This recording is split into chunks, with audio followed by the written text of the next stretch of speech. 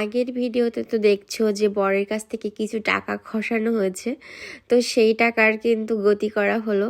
এখন কিন্তু বরের টাকার আড্ডা জমে গেছে এখানে, সবাই মিলে আইসক্রিম আর পটেটো খাওয়া হচ্ছে। আসলে কি খাই করে করে এগুলোই নিয়ে আসা হয়েছিল। আসলে সবাই এত ভারী ভারী খাবার খেয়ে একটু ঠান্ডা পাতলা কিছু খেতে চেয়েছিল, তাই তোমাদের দাদারাই কিন্তু সিদ্ধান্ত নিয়ে এই খাবারটা নিয়ে আসছে। তো সবাই কিন্তু খুবই খুশি খাবারটা পেয়ে, সবাই খুব মজা করে খাচ্ছে।